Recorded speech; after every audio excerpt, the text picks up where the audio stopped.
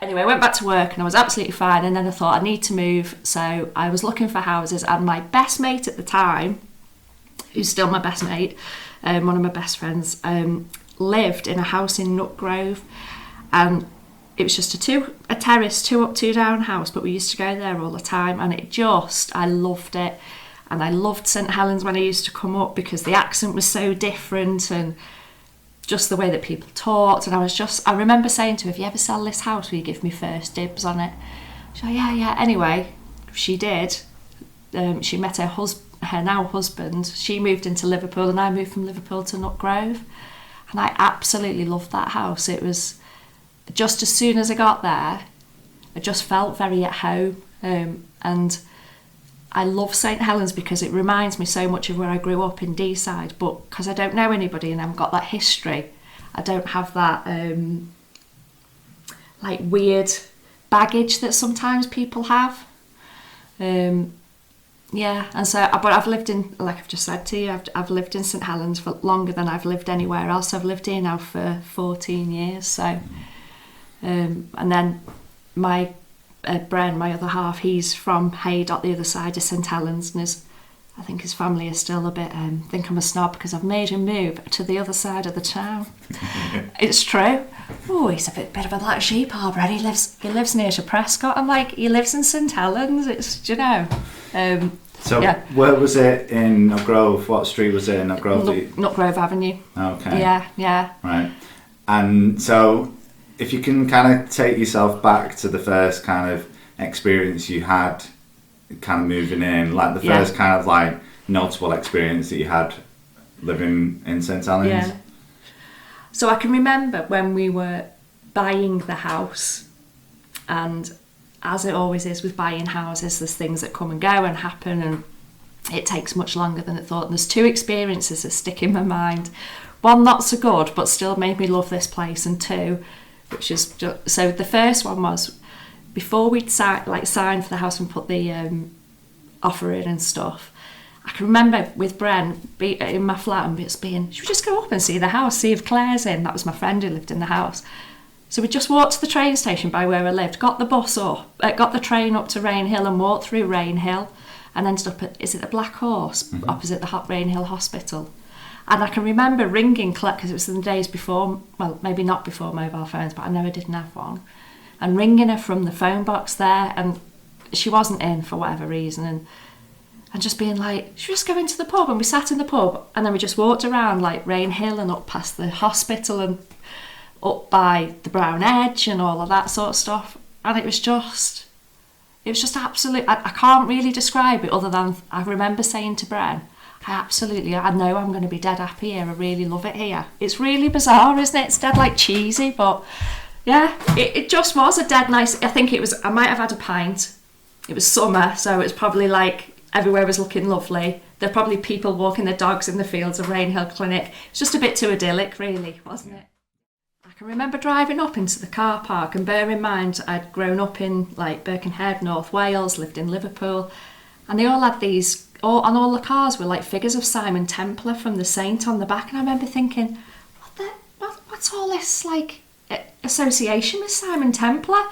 And then very, very quickly I learned that it was Saints team, and now I go to Saints matches. Like, what a bloody turnaround.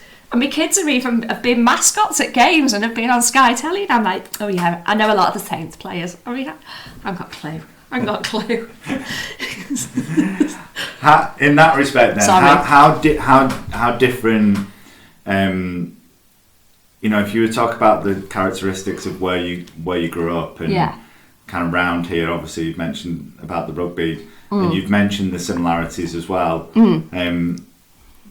What do you think are the differences? Maybe even taking yourself back to your childhood and maybe making comparisons to your children now and the experience that they have had growing up. Yeah.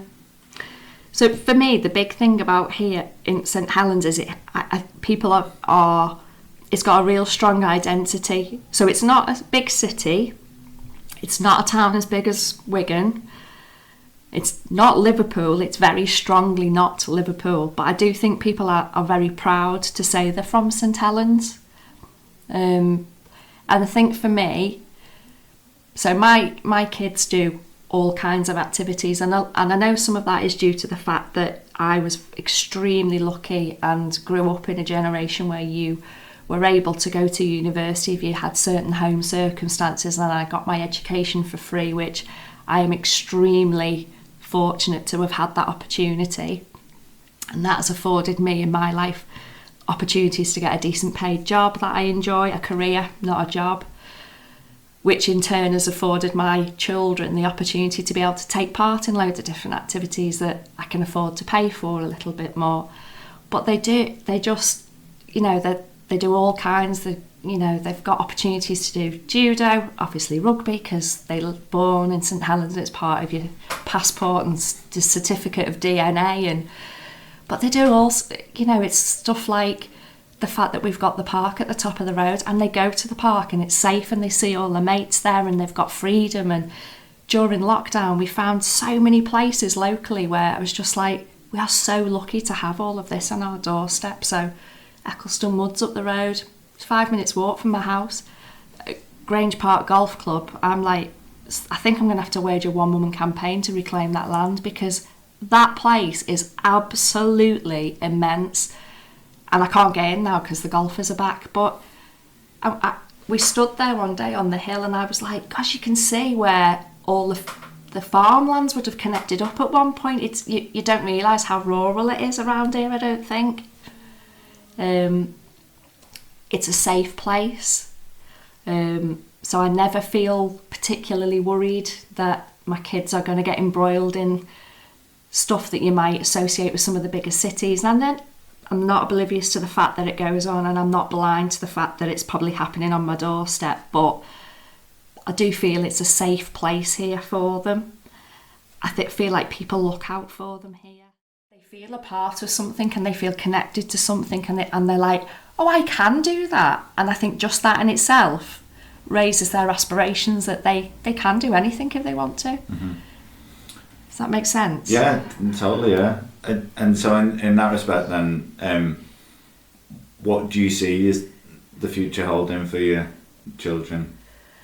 Well, we're just at the moment doing all the open days for high school for my eldest, which is both nerve-wracking and heartbreaking and anxiety-inducing. And I have asked him if he wants to be homeschooled. He said no. Anyway, I wouldn't survive more than a day.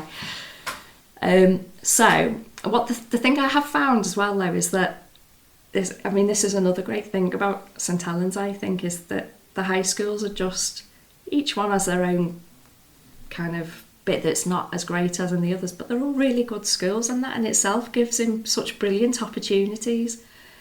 My kids are proud to come from St Helens, which I really love. And for their future, I don't know, and that's the nice thing, because they both have aspirations. Well, one wants to be an astronaut, and I wholly believe that he will do that. But how great that that's something that he wants to do, and the other one wants to be a farmer. And again, I wholly believe that he will achieve that. But that's the great thing, I think, about the opportunities and the life that they have in this town, is because, and hopefully like what we've nurtured in them, because they're not set on, they know they want to do something, and we tell them all the time, and it's reinforced at school, and you can do whatever you want to do, put your mind to it, you can do it. And they have opportunities where, like I just mentioned about the rugby, I just play for a little club, but I can be, like my mate Morgan Knowles or wherever he is, I can be that person. And I've just had a note from school today, they're doing a wear yellow for school on Friday. And the letter from the head teacher is just beautiful, because it's all about, we've got to remember that all of us will struggle at times, and Friday's about celebrating our mental well-being. And I think that's so important at this age, to acknowledge that and to get them to talk about that. Yeah. I'm quite glowing about St Helens, aren't I? Yeah, very much so. Calm down. Maybe I should put myself forward for mayor.